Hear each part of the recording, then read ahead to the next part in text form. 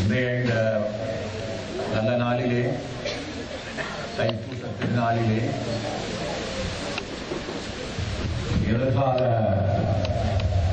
சமுதாயத்தை, அறிவுள்ள ஒரு சமுதாயத்தை, உலகோடு ஒட்டி உயர வேண்டிய ஒரு சமுதாயத்தை தீர்மானிக்கின்ற ஒரு இடமாக இந்த கல்விக்கூடம், நூலகம் இன்றைக்கு திறக்கின்ற ஒரு சந்தர்ப்பத்தில் இந்த நிகழ்ச்சிக்கு தலைவராக இருக்கின்ற தம்பி, அதற்கு மேலாக எங்களுடைய பாராளுமன்ற உறுப்பினர் தம்பி ஸ்ரீதரன், அதற்கு பக்கத்திலே வடக்கு மாகாணத்தினுடைய கல்வி அமைச்சர், இந்த பிரதேச சபையுடைய தலைவர் உறுப்பினர்கள், இந்த பிரதேசத்தினுடைய கல்வி பணிப்பாளர், இந்த செயலகத்தில் இந்த பிரதேச செயலகத்தினுடைய பிரதேச சபையுடைய செயலாளர், ஏனைய அலுவலர்கள், எல்லாவற்றுக்கும் மேலாக இந்த பிரதேசத்தைச் சேர்ந்த தாய்மார்கள், பெரியவர்கள், அறிஞர்கள், தம்பிமார், தங்கைமார், எங்களுடைய மாணவ செல்வங்கள் எல்லோருக்கும் இந்த தைத்திருநாளிலே, தைப்பூச திருநாளிலே எனது வணக்கத்தை, நன்றியை நான் கூறி வைக்கின்றேன். இந்த நூல் நிலையம் எனக்கு ஒரு சந்தர்ப்பம் கிடைத்தது. அதற்கான அதிபரை நாட்டுவதற்கு இவ்வளவு விரைவாக இந்த கட்டடம் அமைக்கப்பட்டிருக்கிறது.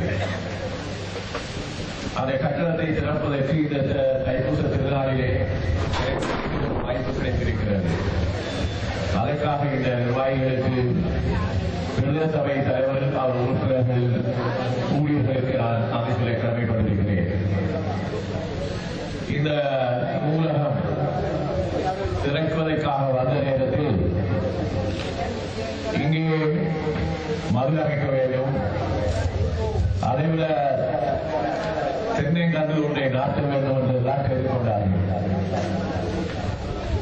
உங்களுடைய மண்ணை தோண்டி அதிலே மது அமைக்க வேண்டும் என்று அந்த கிடங்கிலே இறங்கி அந்த மண்ணை, அந்த கல்லை வைத்துவிட்டு வெளியே வந்த போது என்னுடைய அடிப்பாதத்திலே இந்த மண், களிமண் ஒட்டி கொண்டது, ஒரு சிமெண்ட் கலவை போல.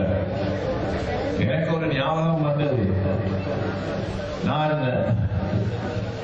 73ஆம் ஆண்டிலே பல தடவைகள் நான் சிலைக்கு கை செய்யப்பட்டிருந்த போது, 3வது தடவையில் 2 ஆண்டுகள் சிலைக்குள்ளே நான் கிடந்தேன். என்னுடைய சாரிலே, நகர்களிலே செம்பாட்டு மண் ஒட்டி கொண்டிருந்ததை நான் கவனித்துக் கொண்டிருந்தேன். 2.5 ஆண்டுகளாக எங்களுக்கு அங்கே தரப்படுகிற இந்த சவர்க்காரம், சோப்பு, லைபோய் நானும் சேர்த்து அதை மாற்றிவிட வேண்டும், சாலை மாற்றிவிட வேண்டும் என்று பார்த்துக் கொண்டிருந்தேன். அந்த மண் எங்கள் சாலை விட்டு போவதில்லை. அதே போலத்தான் உங்களுடைய இந்த மண் பிடித்ததை விட்டுக் கொடுக்கவில்லை, பிடித்துக் கொண்டே இருக்கிறது. எங்களுடைய மண் மிகவும் முக்கியமான ஒன்று என்பதை எங்களுடைய செம்பாட்டு மண், உங்களுடைய இந்த வட்டக்கட்சி மண், இப்படியெல்லாம் எங்களுக்கு மண் சொந்தமாக இருந்தால்தான் அந்த மண்ணிலே இப்படியான அறிவுக்கூடங்களை அமைப்பதற்கும் அந்த காணி மிகவும் முக்கியமானதாக இருப்பதை நாங்கள் எல்லோரும் நினைவிலே கொள்ள வேண்டும். பாரதியார் என்ன சொல்லுகிறார்? மிக அழகாக சொல்லுகிறார், நான் இந்த வையத்தை பாலித்திட வேண்டுமானால் அதற்கு பாட்டு பாட வேண்டும் என்று பராசக்தியத்தை கேட்டார். என்ன கேட்கிறார்? அவர் சொல்லுகிறார், காணி நிலம் வேண்டும் பராசக்தி, காணி நிலம் வேண்டும், ஆகவே ஒரு மாடி கட்டி தர வேண்டும். அதற்கு பிறகு சொல்லுகிறார், 10-12 தென்னை மரங்கள் அதற்கு பக்கத்திலே இருக்க வேண்டும். அதைவிட சொல்லுகிறார், பொங்கி வரும் நிலவு புத்தொழி போல் வருகின்ற அந்த நிலவை, புத்துச்சுடர் போல் பொங்கி வரும் புது நிலவை நான் அந்த தென்னன் கீற்று கூடாக பார்க்க வேண்டும் என்று சொல்லுகிறார். அதற்கு பிறகு என்ன சொல்லுகிறார்? இங்கே எங்களுடைய டைரக்டர்ஸ் அவர்கள் இருக்கிறார்கள், பக்கத்திலே பத்தினி பெண்ணும் இருக்க வேண்டும் என்று சொல்லுகிறார். அப்பொழுதுதான் அவருக்கு இந்த பாட்டு பாடுவதற்கு ஒரு சூழல் ஏற்படுகிறது. நான் இந்த மையத்தை, இந்த உலகத்தை ஆளுமை செய்வதற்கு நான் பாட்டு பாட வேண்டும் என்று கேட்டுக் கொள்கிறார். பாருங்கள் எப்படி இருக்கிறது என்று. எவ்வளவு அற்புதமாக அவர் சொல்லி இருக்கிறார். ஒரு குடும்ப வாழ்க்கை மட்டுமல்ல, ஒரு உலகத்தை அறிவுகளாக, பாட்டினூடாக, கவிதை ஊடாக ஆளுவதற்கு தனக்கு இத்தனை சூழல் இருக்க வேண்டும் என்று சொல்லுகிறார். அந்த சூழல் தானே எங்களுக்கு இவரை இல்லாமல் போயிருந்தது. நான் அது கிடைத்து விட்டது என்று சொல்லவில்லை. தம்பி சுதீரன் சொல்லுகின்ற பொழுது ஒரு புதிய சூழலை பற்றி சொன்னார். இந்த காலையில் கூட நான் ஒரு சந்தை கட்டணத்தை கடவுளுடைய பிரதேச சபையிலே திறந்து வைத்துவிட்டு பேசினேன். இங்கே பார்த்தால் அரசாங்க ஊழியர்கள், செயலாளர்கள் எல்லாம் வந்து குவிந்திருக்கிறார்கள். போலீசார் நிறைய வந்து நான் கும்பிட்ட பொழுது கை சல்யூட் பண்ணுகிறார்கள். இது ஏதோ எங்களுக்கு கிடைத்த கௌரவம் என்று நான் சொல்லவில்லை. காலம் மாறி இருக்கிறது என்பதைத்தான் நான் சொல்லுகிறேன். சூழல் மாறி இருக்கிறது. இந்த நாட்டில் எங்களுடைய வடக்கு மாகாண சபையுடைய ஆளுநரும் அவருடைய அதிகாரிகளும் அணியாட்களுமாக சேர்ந்து பாராளுமன்ற உறுப்பினர்கள் பள்ளிக்கூடங்களுக்கு செல்லக்கூடாது, பொது நிகழ்ச்சிகளுக்கு அழைக்கப்படக்கூடாது என்று விதித்த அந்த விதிகளை, அந்த கட்டளைகளை நாங்கள் இப்பொழுதும் ஏற்று பார்க்கிறோம். அப்படி ஒரு நிலைமை ஒரு மக்களாலே தெரிவு செய்யப்பட்ட பிரதிநிதிகளுக்கு நாங்கள் எங்களுடைய இந்த போர் முடிந்த நேரத்திலே கூட அந்த மக்களை, பாதிக்கப்பட்ட மக்களை, அந்த இரும்பு முள்ளு கம்பிகளுக்குள்ளே இருந்த மக்களை கூட நாங்கள் பார்க்க அனுமதிக்கப்படவில்லை. சரி, எங்களுடைய தலைவர் சம்பந்தன் அவர்கள் ராஜபக்ச ஜனாதிபதியாக இருந்தபோது கேட்டார்.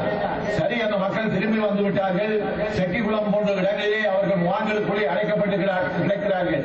நாங்கள் பார்க்க வேண்டும் என்ற பொழுது, சரி நீங்கள் போய் பாருங்கள் என்று சொன்னார். அங்கே அந்த முகாம்களுக்கு நாங்கள் அத்தனை பாராளுமன்ற உறுப்பினர்கள் சென்ற பொழுது என்ன நடந்தது? அங்கே போதவையா கட்டளையிட்டிருக்க ராணுவ பொறுப்பான தளபதிக்கு அவர்களை உள்ளே அனுமதிக்க வேண்டாம். பாருங்கள், உங்களுடைய ஜனநாயக தீர்ப்பு மக்களுடைய அந்த தெரிவினாலே, அவருடைய உறுப்பினாலே தெரிவு செய்யப்பட்ட பாராளுமன்ற உறுப்பினர்கள் அல்லது எங்களுடைய மக்கள் தெரிவு செய்யப்பட்ட உறுப்பினர்கள் அவர்களுக்கு எந்த மதிப்பும் அளிக்காமல், மக்களுடைய தீர்ப்புகளுக்கு மதிப்பளிப்பு அளிக்காமல் இன்றைக்கு ஒரு சர்வாதிகார தினத்தை எதிர்த்து எங்கள தேசத்திலே ஒரு புதிய எழுச்சி ஆரம்பித்தது. இது ஒரு குடும்ப ஆட்சி, இவர்கள் ஊழல்கள் நிறைந்த ஆட்சி. ஒரு குடும்பத்தினுடைய ஆட்சி மட்டுமல்ல, ஜனாதிபதிக்கு நிறைவேற்ற அதிகாரம் இருப்பதால் அதனால் பாதுகாத்துக் கொள்கிறார் என்று எங்களுடைய நிலத்தை எல்லாம் காலையிலே எழுந்தவுடன் எங்கே நிலம் பறிக்கப்படுகிறது என்று எங்களுக்கு தெரியாது. அதுக்கு சொந்தக்காரன் தெரிந்துவிட்டால் ஓடி வந்து அழுகிறான், அழுது கொண்டே இருக்கிறான். எங்களுடைய நிலத்தை, சொந்த நிலங்களை ஆக்கிரமித்திருக்கின்ற ராணுவத்தினுடைய அடாவடித்தனங்களும் அவர்களுடைய ஆதிக்கமும் அனைத்து துறைகளிலுமே இருந்த அந்த சூழ்நிலை எங்களுக்கு இருக்கிறது. அது சிங்கள தேசத்திலே இருக்கவில்லை.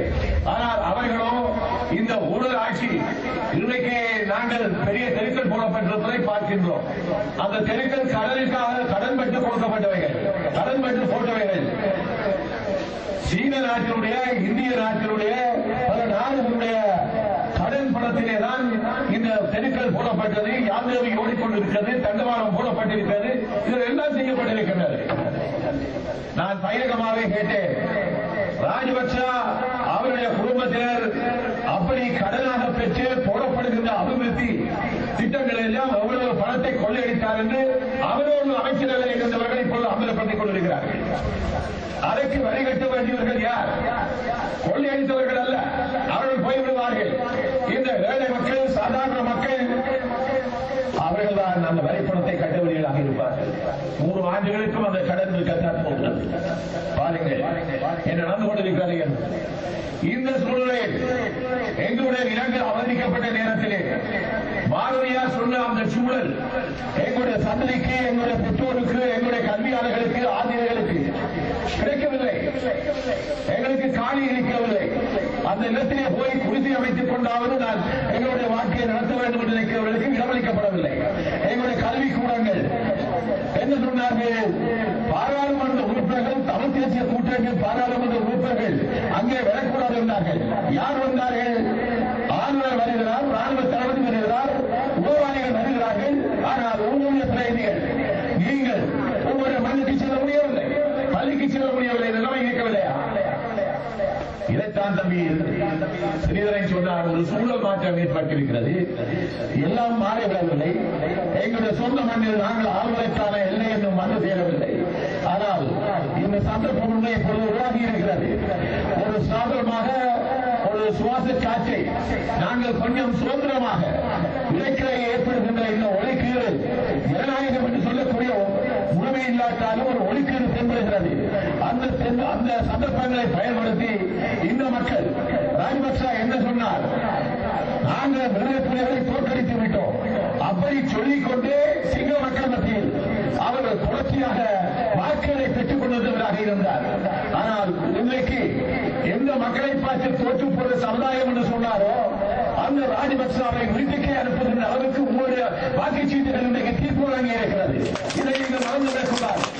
இன்றைக்கு உலகத்தோடு சர்வதேசத்தோடு பல முக்கியமான சர்வதேச நாடுகள் இந்த நாட்டிலே ஜனநாயகம் பூத்துவிக்க வேண்டும் என்று அவர்கள் இந்த ஆட்சியை மாற்ற வேண்டும் என்று சொல்லுகிற பொழுது நாங்கள் கணக்கு போட்டுக் கொண்டிருக்க முடியாது.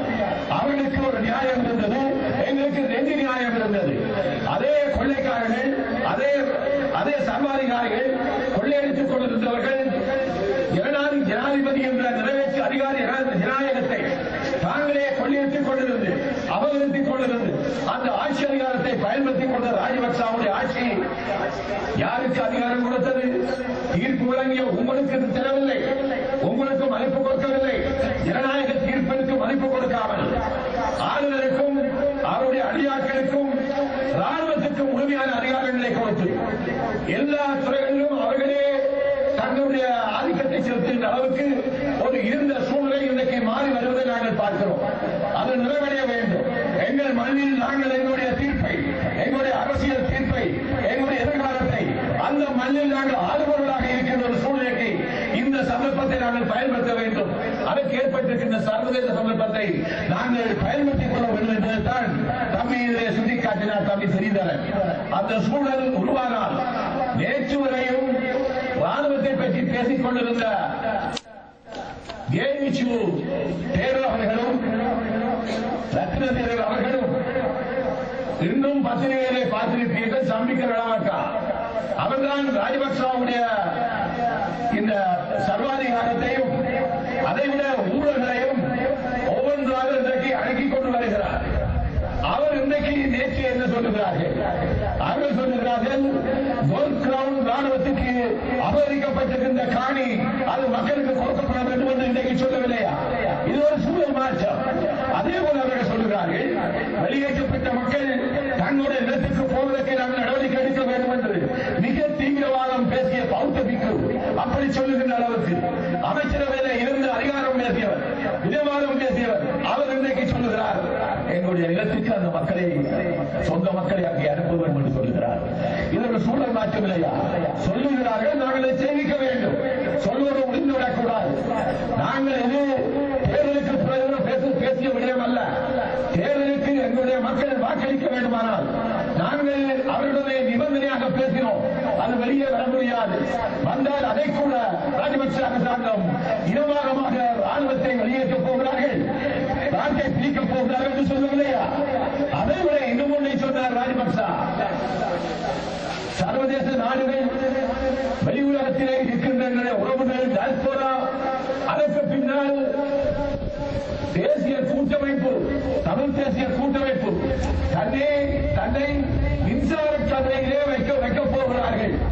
என்னை மீண்டும் தெரிவு செய்யாது விட்டால் இவர்களுடைய திட்டம் நிறைவேறினால் நான் மின்சார கதையிலே மைய வேண்டி இருக்க போவது சொல்லவில்லையா? எவ்வளவு மாற்றம் இன்றைக்கு ஏற்பட்டிருக்கிறது. இது நிரந்தரமாக இருக்க வேண்டும். அப்படி நிரந்தரமாக இருக்க வேண்டுமானால் எங்களுடைய மண் விடுவிக்கப்பட்டு, எங்களுடைய நிலம் விடுவிக்கப்பட்டு, எங்களுடைய உரிமைகள் ஏற்றுக்கொள்ளப்பட்டு, எங்களுடைய மக்கள் தங்களுடைய ஜனநாயக உரிமையை ஒழிக்கிறது பெற்ற பொழுது அந்த தீர்ப்பை ஏற்றுக்கொள்ள வேண்டும். எங்கள் மண்ணில் நாங்கள் ஆள வேண்டும். அதுதான் அந்த சூழலை நிறைவுற செய்வதை தவிர அடக்கியாளப்படுவதற்கு நாங்கள் இந்த சூழலை நாங்கள் ஏற்றுக்கொள்ளவில்லை. இந்த சூழல் மாற்றமடைந்திருந்தால் எங்களுடைய மக்களுடைய மனதே அது தாக்கத்தை ஏற்படுத்த வேண்டும். ஆம், நாங்கள் எங்களை ஆளுகின்ற அந்த உரித்தோடு எங்கள் மனதிலே வாழுகின்றோம். பாரதியார் சொன்ன போல இந்த மண்ணிலே காணி நிலம் வேண்டும், பராசக்தி காணி நிலம் வேண்டும். ஆங்கோர் மாடி கட்டி தர வேண்டும், இல்லாது விட்டால் கொட்டில் குடிசி அமைத்தாவது என் மண்ணிலே இருக்க வேண்டும். பக்கத்திலே 10, 12 தென்னை மரங்கள் இருக்க வேண்டும். ஒரு அழகான மரம். இன்றைக்கும் தேங்காய் அந்த முனையை தந்து அந்த கந்தை தந்து நீங்கள் நட்டுவிடுங்கள் என்று சொன்னார்கள். அந்த ஒளிக்கீட்டுக்கு ஊடாக பறந்து வருகின்ற பொங்கி வருகின்ற நிலைமை நான் பார்க்க வேண்டும் என்று சொல்லவில்லையா? பக்கத்திலே ஒரு பத்தினி பெண் வேண்டும், அவர் அழகாக சொல்லியிருக்கிறார். திருமணம் செய்த பெண்ணை அவர் பத்தினி என்று அழைக்கிற அளவுக்கு அந்த பெண்ணுடைய வாழ்க்கையை அவர் மதிப்பிடுகிறார். அப்படியானால் தான் எனக்கு பாட்டு பாட ஒரு பக்குவம் வரும். அந்த சூழல் தான் என்னை உலகை ஆளுவதற்கு பாட்டு பாட வைக்கிறது. அழகாக சொல்லியிருக்கிறார். அதை எங்கள் பிள்ளைகளுக்கு சொல்லிக் கொடுக்க வேண்டும்.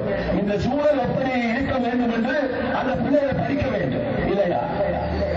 இன்றைக்கு உங்களுடைய மண்ணிலே இந்த நிலத்திலே நாங்கள் ஒரு அத்திவார கல்லை வைத்து அதிலே தன்னுடைய பணத்தை, தன்னுடைய வரிப்பணத்தை, இந்த மக்களுடைய பணத்தை உங்களுடைய கட்சி சபையிலே இருக்கின்ற தலைவர் உறுப்பினர்கள் தங்களுக்கு ஒதுக்கப்படுகிற நிதியெல்லாம் கொடுத்து அதை விழாவுக்கு மேலாக இந்த நிர்வாகத்தில் இருப்பவர்கள் தங்களுடைய வியர்வையை சிந்தி தங்களுடைய இதயபூர்வமாக இப்படி ஒரு அறிவிக்கூடம் இங்கே நிறுவப்பட வேண்டும், ஊர்ப்புறங்களே அமைய வேண்டும். உலகத்தோடு ஒட்டி நாங்கள் செல்வதற்கு அந்த கல்விக்கூடங்கள், அறிவுக்கூடங்கள் மாற்றப்பட வேண்டும். பதவியை போல அல்ல. இன்றைக்கு பத்திரிகையை நூலை வாசிப்பதை விட உலகத்திலே எங்களுடைய பிள்ளைகள், புலம்பெயர்ந்து சென்றிருக்கின்ற எங்களுடைய பிள்ளைகள், 2, 3 வயது பிள்ளைகள் அறிந்திருக்கின்ற ஆற்றல், அறிவு, புதிய தொழில்நுட்பத்திற்கு ஊடாக காலையிலே இரவிலே அவர்கள் கண்முழித்து தன்னுடைய வீட்டிலே இருக்கின்ற கம்ப்யூட்டர், கணனி, அதற்கூடாக தொழில்நுட்பத்திற்கூடாக அவர்கள் படிக்கிறார்கள், பார்க்கிறார்கள். என்ன பார்க்கிறார்கள்? அடுத்த நாள் தான் படிக்கின்ற பாடத்திற்கு முன்னோடியாக அந்த பிள்ளை அந்த பாடத்திட்டங்களை பார்க்கக்கூடியதாக இருக்கிறது. பல்கலைக்கழகத்திலே முன்பு போல் அல்ல. இன்றைக்கு பேராசிரியர் அங்கே விரிவுரை நிகழ்த்துவதற்கு முன்னர் அதற்குரிய அந்த பாடத்திலே இருக்கின்ற மாணவன், பல்கலைக்கழகத்தில் இருக்கின்ற மாணவன் கடைசி நிமிடம் வரைக்கும் உலகத்தில் ஏற்படுகின்ற மாற்றத்தை, அறிவியலிலே ஏற்படுகின்ற மாற்றத்தை, தொழில்நுட்பத்திலே ஏற்படுகின்ற மாற்றத்தை, புதிய உலகை படிக்கக்கூடிய அறிவு ஆற்றலை அந்த தொழில்நுட்பமாக கம்ப்யூட்டர் கணனிக்குள்ளாக அவன் படித்துக் கொள்கிறான், இல்லையா? எங்களுடைய பெற்றோருக்கு தெரியாத அறிவை பிள்ளைகளுக்கு அது தெரிந்துவிடக் கூடாது என்று அவர்கள் இரகசியமாக நடந்து கொள்கின்ற மன வாழ்க்கை அந்த குழந்தை 2, 3 வயது பிள்ளை அந்த கம்ப்யூட்டர் கூடாக, தொழில்நுட்பத்திற்கு கூடாக, அந்த ஊடகத்துக்கு கூடாக அந்த பிள்ளை பார்க்கிறது. எவ்வளவு உலகம் மாறி இருக்கிறது பாருங்க. இங்க சூழல் மாறி இருக்கிறது என்று சொல்லுகிற அளவுக்கு நாங்கள் இருக்கிறோம். உலகம் மாறி இருக்கிறது எவ்வளவு பாருங்க. எங்களுடைய உறவுகள் அந்த வெளிநாடுகளிலே, அந்த சர்வதேசத்தில் வளர்ச்சி பெற்றிருக்கின்ற அறிவியலை 3 வயதிலேயே பெற்றுவிடுகிறது. படித்தவர்களாகிய எங்கள் சமுதாயத்திலே அவர்களுக்கு கூட அந்த அறிவு ஏற்படவில்லை. அதற்கு அடிப்படை இல்லை. அதற்கு கணனி தொழில்நுட்பத்தில் எங்களுடைய குழந்தைகள், எங்களுடைய கற்றவர்கள், எங்களுடைய ஆசிரியர்கள், பேராசிரியர்கள் உலகத்திலே என்ன தொழில் நிறைந்திருக்கிறது, உலகத்திலே இன்றைக்கு புதிய பொருளாதார கட்டமைப்புகள், ஒரு காலத்திலே முதலாளித்துவம், பொதுவுடைமை, சோசலிசம், நவீன முதலாளித்துவம் என்றெல்லாம் பேசிக் கொண்டிருந்த காலத்தை விட அதிலே ஒரு நவீனமயமாக இன்றைக்கு ஒரு புதிய பொருளாதார சூழ்நிலை வந்திருக்கிறது. உலகமயமாக்கல், குளோபலைசேஷன். ஒவ்வொரு நாடும் தன்னுடைய திறமையின் ஊடாக உற்பத்தியாக்கப்படுகின்ற பொருட்கள் மார்க்கெட் எக்கனமி சந்தையிலே அவர்கள் உலகத்தோடு ஒட்டி உயர்ந்திருக்கின்ற, வளர்ந்திருக்கின்ற தரம் நிறைந்த உற்பத்திகள் தான் சந்தையிலே இன்றைக்கு மக்களாலே, நாடுகளாலே வாங்கிக் கொள்ளப்படுகிறது, தேர்ந்தெடுக்கப்படுகிறது. அவருடைய விருப்பம் அதுதான் ஒரு பொருளாதாரத்திலே அடித்தளமாக இருக்கின்றது. டிமாண்ட், ஒரு பொருளாதார கட்டமைப்பில் டிமாண்ட் என்பதுதான் அந்த பொருளாதாரத்துக்கு அடிப்படையாக இருக்கின்றது. ஒரு மகன், ஒரு தாயுடைய, ஒரு குடும்பத்தினுடைய, ஒரு குழந்தையுடைய விருப்பம் அந்த பொருளை தேர்ந்தெடுக்கின்ற அந்த சந்தர்ப்பம் தான் அந்த டிமாண்ட். இன்றைக்கு உலகமயமாக்க, மார்க்கெட் எக்கனமி, சந்தை பொருளாதாரம். எங்கள் சந்தைக்கு நீங்கள் உற்பத்தி செய்த பண்டங்கள் அங்கே போய் அப்படி பண்டங்கள் தான் நாங்கள் பார்த்து வாங்குகிறோம், இல்லையா?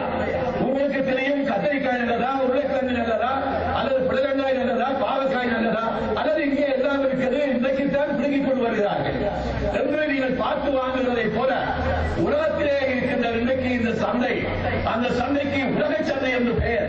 உலக சந்தையிலே ஒவ்வொரு நாட்டிலும் உற்பத்தி ஆகின்ற பொருட்கள் அங்கே ஆராயப்படுகிறது, சோதிக்கப்படுகிறது, நிறுவப்படுகிறது, நிரூபிக்கப்படுகிறது. அடிக்கப்படுகிறது, தரம் பெருக்கப்படுகிறது. அங்கேதான் எங்களுடைய பொருட்கள் விற்கப்பட வேண்டுமானால், அதுதான் நாட்டுடைய வளத்துக்கு கொடுக்கப்படுமானால், உதாரணமாக இன்றைக்கு போட்டாபோட்டியாக இருப்பது ஆடை தொழில், டிசைனிங். அதாவது அவரை தயாரிக்கின்றவர்கள், அதை வரவிடமாக்கிறவர்கள், அந்த டிசைனிங். இன்றைக்கு தெரியுமா உங்களுக்கு பல்கலைக்கழகங்களில் முடி வெட்டுவதற்கு கூட அந்த தொழில்நுட்பம் ஒரு டாக்டரேட் செய்கின்ற ஒரு பாடம். உங்களுக்கு தெரியுமா இந்த எம்ப்ராய்டரி, ஆடைக்கு அலங்காரம் செய்கின்ற அந்த முறை, டிசைனிங், ஒரு பல்கலைக்கழகத்திலே அது ஒரு டாக்டரேட் செல்கின்ற பாடமாக வளர்ச்சி பெற்றிருக்கிறது. வர்த்தகம் இன்றைக்கு உலக பல்கலைக்கழக பாடத்திட்டங்களிலே எவ்வளவு தூரம் முக்கியத்துவம் வாய்ந்திருக்கிறது. எங்களுடைய பல்கலைக்கழகங்களிலே 2-3 பாடம் இருக்கிறது. பிகாம், பிபிஏ, இப்படித்தான் வேறு பாடங்கள் இருக்கிறது. ஆனால் உலக பல்கலைக்கழகங்களிலே என்ன நடக்கிறது? 23க்கு குறையாத பொருளாதார வர்த்தக பாடத்திட்டங்கள் அங்கே இருக்கின்றன.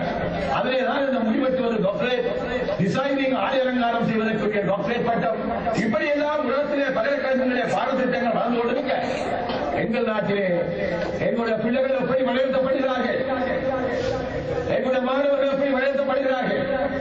நான் எங்களுடைய கல்வியினுடைய தரத்தை நான் பார்த்த பொழுது எங்களுடைய பிள்ளைகள் அதிகமாக இந்த கலை பாடங்கள் இருக்கிறார்கள். அதிலும் என்ன தமிழ் படிக்க வேண்டும், அது சரி. ஆனால் அந்த கூட்டு தொகுப்பு எங்கே வருகிறது? பல்கலைக்கழகத்திலே படிக்கின்ற பாடங்கள் மிக அதிகமாக 75-80க்கு மேல் தமிழ் படிக்கிறார்கள், உளவியல் படிக்கிறார்கள், அல்லது டிராமா தியேட்டர் படிக்கிறார்கள், லொஜிக் படிக்கிறார்கள். இது இந்த கலைப்பாட திட்டத்திலே வந்துவிடுகிறது. அவர்கள் பொறியியலாளர்களாகவோ, மருத்துவர்களாகவோ, தொழில்துறையாகவோ வருவதற்கான பாடங்களை தேர்ந்தெடுப்பதற்கான வழிகாட்டல், கவுன்சிலிங் என்று சொல்லக்கூடிய அவர்களுடைய எதிர்காலத்தை தீர்மானிப்பதற்கு உரித்தான பாடங்களை உலகத்தோடு வச்சு தேர்ந்தெடுப்பதற்கு எங்களுக்கு ஒரு முறை இல்லாமல் இருக்கிறது. பல்கலைக்கழகத்தில் எத்தனை பேர் நீங்கள் இங்கே கை வைத்து சொன்னாலும் சரி, ஒரு கிராஜுவேட் பட்டதாரி பட்டத்தை பெற்றவர்களை பார்த்து கேட்டால் அவர் சொல்லுவார்கள், நான் தமிழ், இந்து சமயம், டிராமா அண்ட் தியேட்டர், இப்படிதான் சொல்லுவார்கள். ஆகபடியால் நான் ஒரு கருத்தை கொள்கிறேன். என்னுடைய பிள்ளைகளை எதிர்காலத்தில் வழிநடத்துவதற்கு உலகத்திலே இருக்கின்ற இந்த பாடத்திட்ட அமைப்புகளையும் பல்கலைக்கழகம் வரைக்குமான கல்வித்துறையையும் ஆராய்ந்து எங்களுடைய மாகாண சபை தேசிய கல்வியை தீர்மானிக்கின்ற திட்டத்திற்கு நாங்கள் ஒரு பாடத்திட்டத்தை வகுக்க வேண்டும். உலகத்திலே வர்த்தகத்துறை இன்றைக்கு சந்தை பொருளாதாரம், உலகமயமாக்கல் பொருளாதாரத்தை நாங்கள் எட்டுவதற்குரிய, அந்த உற்பத்தியை செய்யக்கூடிய, அந்த மாணவர்களை உருவாக்கக்கூடிய பாடத்திட்டங்களை நாங்கள் இங்கே கொண்டு வர வேண்டும். கவுன்சிலிங் சிஸ்டம் 8ஆம் வகுப்பு 10ஆம் வகுப்பு கடையில் அந்த மாணவனுடைய விருப்பங்களை, அந்த மாணவனுடைய புள்ளி, அதாவது எந்தெந்த பாடத்திலே என்ன எவ்வளவுக்கு அவன் புள்ளி வருகிறான், மார்க்ஸ் எடுக்கிறான், இதை அவர்கள் பரிந்து ஆசிரியர், அந்த பெற்றோர், அதற்குரிய அறிவுள்ள புத்திஜீவிகளாக இருக்கின்ற இன்டலெக்சுவல்ஸ் அவர்களுடைய ஆலோசனையை பெற்று அந்த மாணவனை நாங்கள் முன்னேற்ற வேண்டும். அவருக்கு எந்த துறையில் விருப்பம் இருக்கிறது, இயல்பாகதான் எதை விரும்புகிறான், எந்த பாடத்திலே அவர் அதிகமான புள்ளிகளை பெற்றிருக்கிறான், அவரை பல்கலைக்கழக குழு வகுப்பு அட்வான்ஸ் HSC கொடுக்க வேண்டும் இல்லையா?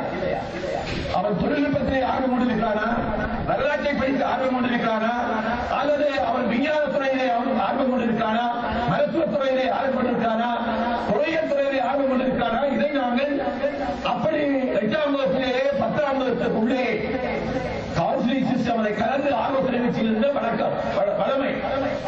இது எங்களுடைய எதிர்கால சந்தைக்கு அவசியமான விட. இங்கே கூட நாங்கள் நூல்கள் வேணும் என்று சொல்லுகிறோம், படிக்க வேண்டும் என்று சொல்லுகிறோம், பத்திரிகைகளை படிக்க வேண்டும் என்று சொல்லுகிறோம். அது சரி. இன்றைக்கு இணையதளங்கள் யாரோ ஒருவர் அவர் பெரிய ஆட்சியராக இருப்பாரோ இல்லையோ, அறிந்தவராக இல்லையோ, அவரெல்லாம் இன்றைக்கு இணையதளத்தில் எழுதுகிறார். அமெரிக்காவிலே சில டாக்டர்கள், மருத்துவர்கள் எங்களுடைய ஒரு கட்சியுடைய பாராளுமன்ற உறுப்பினரை பார்த்து அவரிடத்திலே சந்தேகம் இருக்கிறது, அவர் இப்படி சொல்லுகிறார், அப்படி சொல்லுகிறார் என்று சொன்னார். நான் சொன்னேன், நீங்க ஒரு மருத்துவர், ஒரு நோயாளி உலகத்திலே வருகிறார், அந்த நோயாளி தனக்கு உடம்பு வயிற்றிலே வலிக்கிறது என்று சொல்கிறார், இன்னொரு நெஞ்சிலே வலிக்கிறது சொல்லுகிறார்.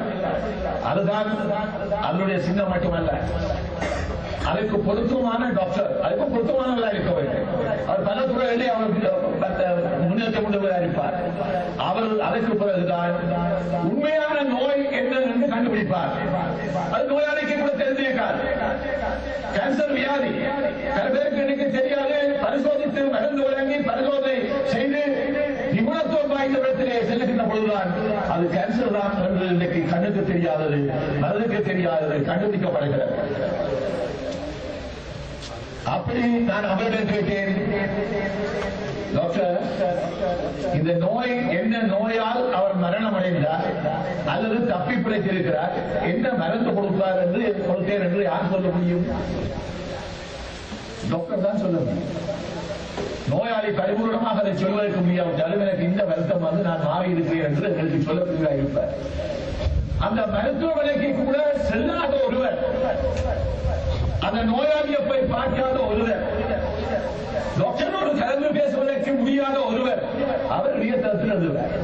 அவருக்கு கேன்சர் ஆகி செத்தாரு, அவருக்கு யாரோ மருந்து போட்டு விட்டாருன்னு சொல்லுவார். சில சோதனை வந்து சொல்லுவார், கிளஞ்சரிக்கு அவர்தான் செத்துன்னு சொல்லுவார். இதெல்லாம் இப்படி பல முட்டாள்தனங்கள் மூலத்தனங்கள் எல்லாம் நிறைந்து போயிருக்கின்ற நேரத்தில் இப்படி எங்களுடைய போராட்டத்திலோ இந்த இனப்பிரச்சனையுடைய பேச்சுவார்த்தைகளிலோ அல்லது தந்திரோபாயங்களிலோ அல்லது ஸ்ட்ராட்டஜி தந்திரோபாயங்களை வகுப்பதிலோ எந்த விதமான தொடர்பு கற்றவர்கள் எல்லாம் ஆயிரம் மைலுக்கு அப்பால் இருந்து கொண்டு விமர்சிக்கிறார்கள். ஆற்றல் அறிவு படைத்தவர்கள் ஒட்டி எழுதலாம், நாங்கள் இல்லை என்று சொல்லவில்லை, விமர்சனம் செய்வதாக இல்லை, அது கிடைக்கத்தில் நாங்கள் பார்க்க வேண்டும் நினைக்கின்றோம். அந்த நோயாளியை எப்படி ஒரு மருத்துவர் கண்டுபிடிக்கிறாரோ, அவர் அந்த நோய்க்கு ஏற்ற மருந்தை சிபார் செய்கிறாரோ, ஆபரேஷனாக இருந்தால் சட்ட ரீதியாக அவர் தீர்மானித்து அதை அவர் எவ்வளவு தூரம் ஆற்றலாக நிறைவேற்றி அவரை தப்ப வைக்கிறாரோ அவர் தீர்மானிக்கலாம். சம்பந்தப்படாத மருத்துவ தெரியாதால் அதை பற்றி எழுதாமா? இந்த கேள்விகள் மத்தியில் ஒரு விருத்தி ஏற்படுத்த வேண்டும், பகுத்தறிவு ஏற்படுத்த வேண்டும். படிப்பதெல்லாம் சரியாக இருக்க முடியாது. ஏதோ வருகிற செய்திகளை படித்துவிட்டு இடத்திலே பல கேள்விகளை கேட்கிறார்கள் இல்லையா? நீங்கள் கூட அப்படி கேட்பீர்கள், நாங்கள் கேட்கக்கூடாதுன்னு சொல்லவில்லை. நீங்கள் படித்திருக்காரே கேட்பீர்கள். ஆனால் படிப்பதிலும் அவர்களை வழிநடத்துவதிலும் அதற்குத்தான் ஒரு தலைமைத்துவம் இருக்க வேண்டும். டாக்டரை போல, நோயாளியை போல அல்ல. நோயாளிக்காவது முழுமையாக தெரியாத நோயை கண்டுபிடித்து அவருக்கு மருந்து கொடுத்த மருத்துவரை போல ஒரு அவசிய திறமை இருக்க வேண்டும். அது தேர்ந்தெடுக்கின்ற பொறுப்பு உங்களுக்கு இருக்கிறது. நீங்கள் துல்லியமாக கடந்த சில காலங்களிலே வாக்களித்து வருகிறீர்கள். பாராட்டுக்குரிய விடயம். ராஜபக்சா 2004 ஆண்டிலே 2005 ஆண்டிலே தேர்தலிலே எங்களுடைய மக்கள் வாக்களிப்பதற்கான சந்தர்ப்பம் வழங்கப்படாத காரணத்தினால் அவர் வெற்றி பெறுகிறார். 2009 ஆண்டு மே மாதத்திலே முடிந்தபோது சொல்லுகிறார், உயிரை நான் தோற்கடித்து விட்டேன் என்று சொல்லுகிறார். தோற்று போன ஒரு சமுதாயம் என்று வரலாற்றிலே கரைபடிகள் எழுதுகிறார். எங்கள் மக்கள் தோற்று போவர்களா? நாங்கள் அப்படி இல்லை என்று வடக்கு கிழக்கை தாயகமாக கொண்ட மக்கள் அந்த ராஜபக்சாவை அடுத்த தேர்தலிலே எதிர்த்து வாக்களிக்கிறார்கள். அவர் வடக்கு கிழக்கு மாநிலத்தில் மக்களுடைய வாக்களை பெற முடியவில்லை.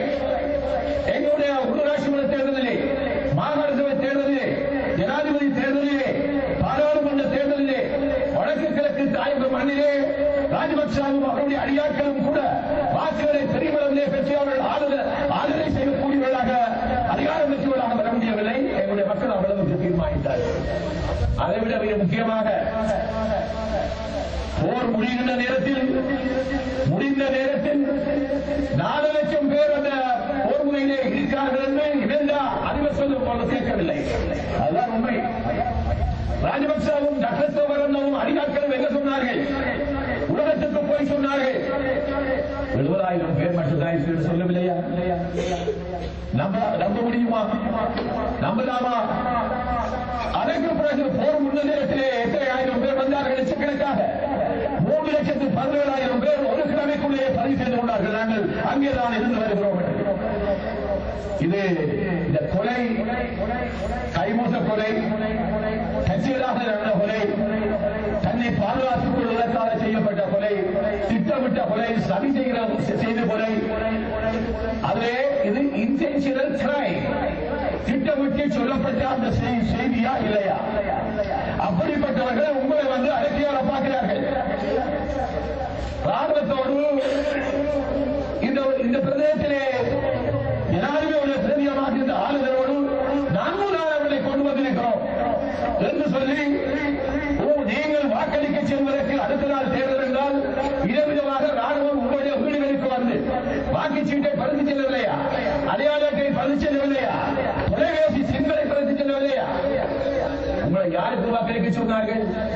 ஜனாதிபதிக்கு ஆட்சிக்கு வாக்களி என்று சொல்லவில்லையா?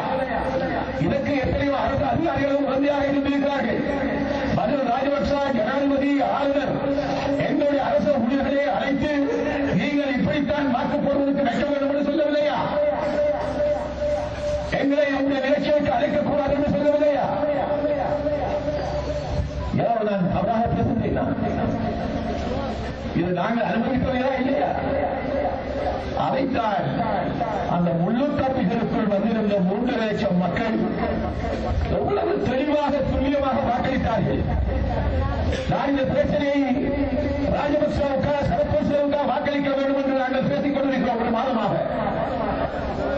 அதை 2 பக்கத்தையும் விலகிக் கொண்டிருக்க ஒரு ஆசிரியர், தலைமை ஆசிரியர், பிரின்சிபல் என்னை கேட்டார்கள், தம்பி நீங்கள் சொல்வது சரி, நீங்கள் யாரை தேர்ந்தெடுக்கிறீர்கள்? எய்தவருக்கு 50 ரூபாய் என்று சொன்னார். சொல்வாங்க கேட்டார், அந்த அம்பு எவ்வளவு இலகுவாக தைத்தது? எய்தவன் யார்? ராஜபக்சா. அவர் நினைத்தால் போரை நடத்தியிருக்கலாம் என்று நடத்தியிருக்கலாம். ஆனால் கொடுத்ததா யார்? பெற்ற அம்பு இல்லையா? அந்த முள்ளுக்கம்பை மேரிகளுக்கு அவ்வளவு மோசமாக பாதிக்கப்பட்ட, கொடூரமாக பாதிக்கப்பட்ட, குடும்பமாக சென்று அந்த புதுமணிகள் தாக்கப்பட்டவர்களை, புதுமணிக்கு மூடியவர்களை கண்ணாலே கண்டுவிட்டு அங்கையர்களாக அங்கல் கருகியவர்களாக ஆடை அறவுடையாக இருந்த மக்கள் தான் அந்த தீர்ப்பை வழங்கினார்கள். நாங்கள் ராஜபக்சாவுக்கு எதிராக 50 எதிராக நாங்கள் வாக்களிக்க தீர்மானித்தார்கள். நாங்கள் கூட சொல்லவில்லை, எங்களுக்கு அனுமதிக்கப்படவில்லை, ஒரு செய்தியை கொடுக்க முடியவில்லை. கொடுக்காமலே அந்த மக்கள் அந்த தேர்தலிலே ஜனாதிபதி தேர்தலிலே ராஜபக்சவுக்கு எதிராக வாக்களித்தார்கள் இல்லையா? இப்பொழுது சிலர் சொல்கிறார்கள், தேர்தலை பகிர்கிறீர்கள், வாக்களிக்க வேண்டாம் என்று அவர்கள் நிராகரிக்கப்பட்டிருக்கிறார்கள். எங்களுடைய மக்கள் மிக தெளிவாக துல்லியமாக இந்த ஆட்சியை மாற்றமடைய வேண்டும் என்று நாங்கள் அறிவிக்க முன்னரே எங்களிடம் பேசினார்கள். உங்களுடைய அறிவிப்பதால் எதிர்த்து நிற்கிறோம் என்று சொன்னார்கள். நாங்கள் யாருக்கு வாக்களிக்க வேண்டும் என்பதை தீர்மானித்து விட்டோம் என்று எங்களுடைய சோகமாக பேசினார்கள் இல்லையா? எங்களுடைய மக்கள் இவ்வளவு துல்லியமாக இருக்கிறார்கள். போருக்கு பிறகும் இத்தனை பேரழிவுக்கு பிறகும் எங்களுடைய மக்கள் ஜனநாயகத்திலே நம்பிக்கை கொண்டவர்களாக ஒழிக்கின்ற தென்படுகின்ற போது அவர்கள் தீர்ப்பு வழங்கியிருக்கிறார்கள். அவருடைய தினசங்கல்பத்தை வெளியிட்டிருக்கிறார்கள். எங்களுடைய மண்ணில் நாங்கள் ஆள வேண்டும் என்ற அந்த அடிநாதத்தோடு, அந்த அடிப்படையோடு அவர்கள் ஒவ்வொரு சந்தர்ப்பத்திலும் மிக தெளிவாக துல்லியமாக வாக்களித்து வந்திருக்கிறார்கள். அதற்கு என்னுடைய ராஜதந்திரிகள், சர்வதேசத்துடைய நாடுகளுடைய தலைவர்கள் எனக்கு பாராட்டு தெரிவிக்கிறார்கள். இவ்வளவு அறிவுக்கு பிறகு இந்த மக்கள் எவ்வளவு ஆட்களோடு திருத்தங்கள் வாக்கள் அளிக்கிறார்கள் என்று பாராட்டு தெரிவிக்கிறார்கள். அந்த பாராட்டெல்லாம் உங்களுக்கு சொந்தம். நீங்கள்தான் அதுக்குரியவர்கள். நீங்கள்தான் இந்த மாற்றத்தை ஏற்படுத்தியவர்கள், நாங்கள் அல்ல. நாங்கள் வழிகாட்டியவமே தவிர இறுதி நேரத்தில் அது எங்களுக்கு தேவையாக இருந்தது.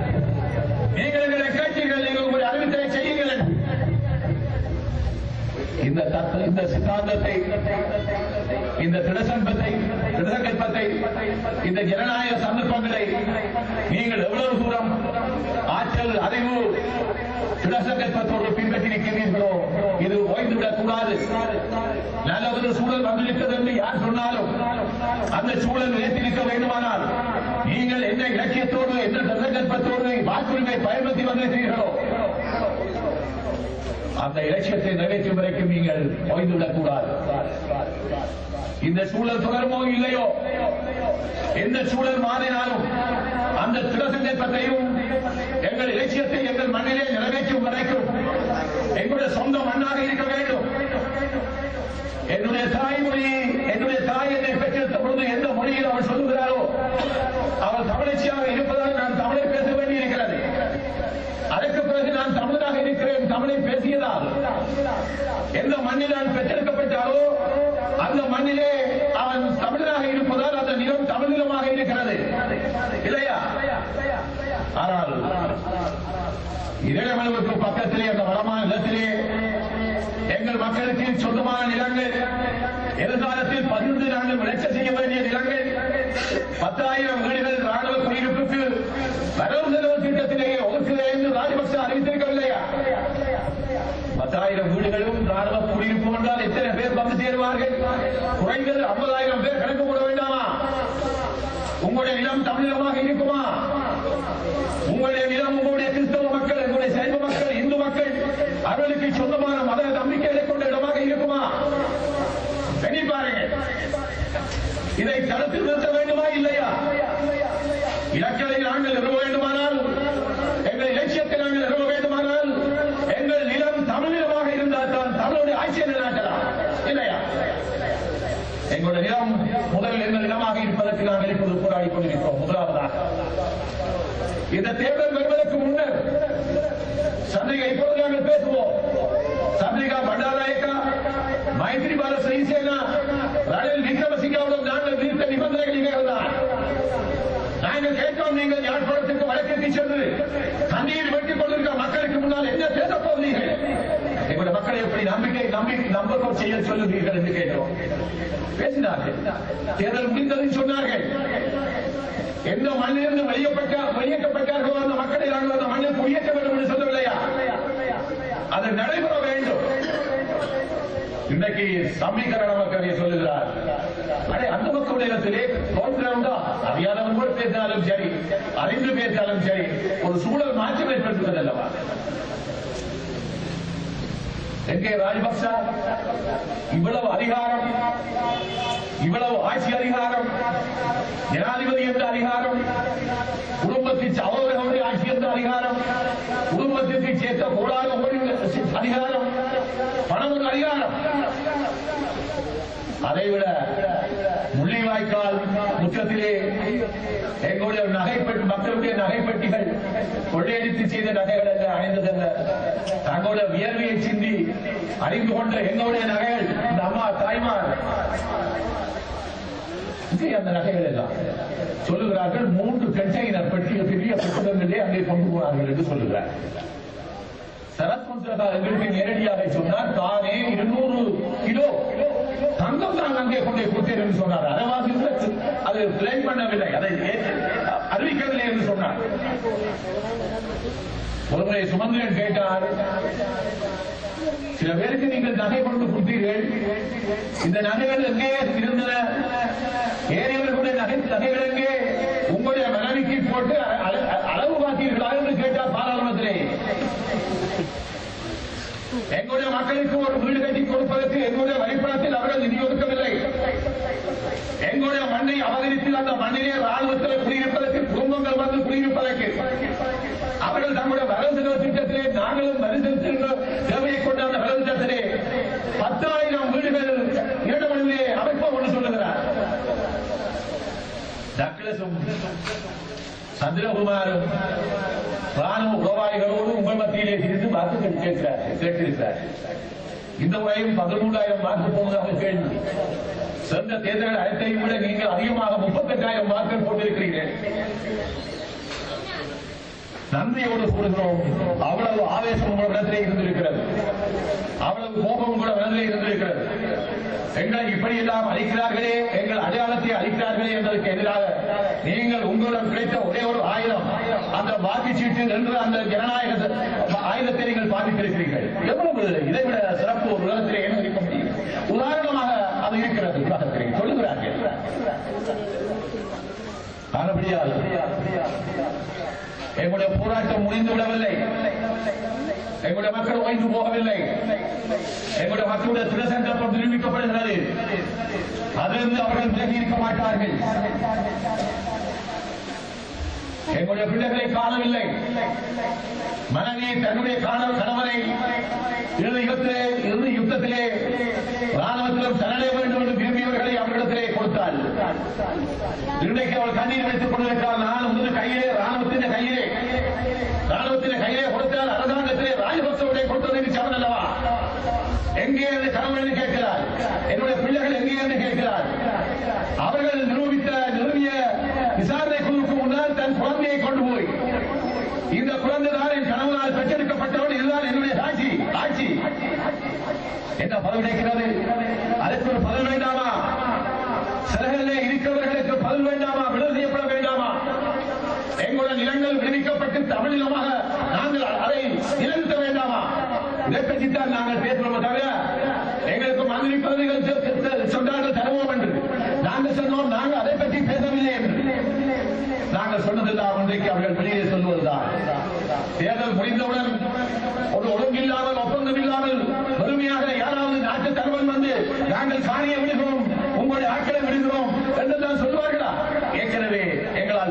விடயங்கள் என்பதால் தான் சந்திரிகா பண்டாரநாயக்கா, ரணில் விக்ரமசிங்க, மைத்ரிபால சிறிசேனா, இன்றைக்கு சம்பிக்க ராவக்கா, உங்களுடைய நிலங்கள் உங்களுக்கு கொடுக்கப்பட வேண்டும் பேசுவதெல்லாம் நாங்கள் ஒப்பந்தம் செய்திருக்கிறார் அல்ல. எங்களுடைய வாக்கு நாக்கு இருக்கும் வரைக்கும் அதுதான் வாக்கு, அதுதான் உறுதி என்று ராஜபக்சாவுக்கு சந்தர்ப்பம் கொடுக்காமல், ராஜபக்சாவுக்கே தெரியாது மைத்ரிபால சிறிசேனா தனக்கு எதிராக போட்டியிட போகிறார் என்று இறுதி வரைக்கும் தெரியாது. அவர் மீண்டும் 2 ஆண்டுகளுக்கு முன்னரே தேர்தலை நடத்தி அந்த 2 ஆண்டுகளுக்கு பிறகு தான் இன்றைக்கு வெற்றி பெற்றிருந்தாலும் இன்றைய வெற்றியை அடுத்த 5-6 ஆண்டுகளுக்கு பாவிக்கிறது தான் அவருடைய இலக்கு. அதுதான் அவருடைய நோக்கம், அதுதான் அவருக்கு தேவை. தங்களை எதுவும் செய்ய முடியாது என்று மன்னராகிவிட்டார் என்று அவர்களே எழுதுகிறார்கள். சிங்கள மக்களுடைய ஏற்பட்டிருக்கின்ற கிளர்ச்சி, அந்த எழுச்சியோடு நாங்கள் எங்களுடைய இனப்பிரச்சனை தீர்க்கப்படவில்லை, அளிக்கப்பட்ட எங்களுக்கு விடுதலை கிடைக்கவில்லை, காணாமல் போற எங்களுடைய கணவன்மாரை காணவில்லை என்று தாய்மார், பிள்ளைகளை காணவில்லை என்று பெற்றோர், இவர்களெல்லாம் அவர்களெல்லாம் குறித்து எழுந்து கொண்டிருக்கின்ற நேரத்தில் இதுக்கு காரணமாக இருக்கின்ற ராஜபக்ச சர்வாதிகாரமாக செய்கிறார். மனிதர்களால் தெரிவு செய்யப்பட்ட குடிமகனாக இருக்க வேண்டியவர் அவர் இப்பொழுது மன்னராக மாறிவிட்டார். மக்களுடைய சொத்துக்களை, மக்களுடைய நகைகளை கொள்ளையடிக்கின்ற கொள்ளைக்காரர்களாக மாறியிருக்கிறார்கள். குடும்ப ஆட்சி செய்கிறார்கள், ஊழல் ஆட்சி செய்கிறார்கள் என்று சிங்கள மக்களே பொறுத்திருந்தார்கள். எங்களுக்கு அதுவும் சரியாகப்பட்டது. எங்களுடைய இனப்பிரச்சனைக்கு எங்களுடைய இனத்தின் அடையாளத்தை அழித்துவிடுகின்ற நடவடிக்கைகளை ராணுவத்துக்கு ஊடாக ராணுவத்தை குவித்து எங்கள் நிலங்களை அபகரித்து அவர்களே நீங்கள் செய்ய வேண்டிய விவசாயத்தை எங்களுக்கு அவர்களே செய்து எங்கள் சந்தகைக்கு கொண்டு வரவில்லையா? ராணுவ ஆட்சி. எங்களுடைய மக்கள் சொத்துக்கள் எங்கே? எங்களுடைய மக்களுடைய நகைகள் எங்கே? தங்க கட்டிகள் எங்கே? 80,000க்கும் அதிகமான எங்களுடைய இளம் பெண்கள் குழந்தையோடு இருக்கிறார்கள், குழந்தை இல்லாமல் இருக்கிறார்கள், கணவன் இழந்தவராக இருக்கிறார், கணவன் மனைவி இழந்தவராக இருக்கிறார். அவர்களுக்கு ஒரு மறுநாடு வேண்டாமா? அவர்களுக்கு எதிராக இருக்க வேண்டாமா? பழைய அந்த பண்புகளை, அந்த முட்டாள்தனங்களை எல்லாம் மூடி வைத்துவிட்டு எங்களுடைய பெண்கள் 2,000 பேர் வாழ்வந்தவர்கள் இருக்கிறார்கள், அவருக்கு வாழ்வளிக்க வேண்டும் என்று சமுதாயம் சிந்திக்க வேண்டும். அதற்கு உதவியாக எங்களுடைய மாகாண சபை ஆட்சி அதிகாரத்தில் இருப்பவர்கள் யோசிக்க வேண்டும், திட்டங்களை தீட்ட வேண்டும். அந்த பிள்ளைகளுக்கு மறுவாழ்வு இல்லையானால் எங்கள் சமுதாயம் சீரழிந்து போகின்றதுதான் நிலையாக இருக்க போகிறது. இன்றைக்கு இந்த குழந்தைகளை பார்க்கிறோம். இது ஒரு போரிலே இந்த குழந்தைகள் தங்களை பயிரிடப்பட வேண்டுமா? இப்பொழுது நாங்கள் இருக்கின்ற பொழுது ஒரு தீர்வை காண வேண்டும். இந்த குழந்தையுடைய எதிர்காலம் இன்னொரு களத்திலே சீரழிந்து போகக்கூடாது, அழிந்து போகக்கூடாது. எண்ணி பாருங்க,